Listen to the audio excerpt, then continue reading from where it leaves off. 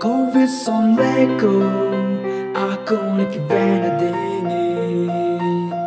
It's zayla ka hinsa It's zayla ka hinremi Yeah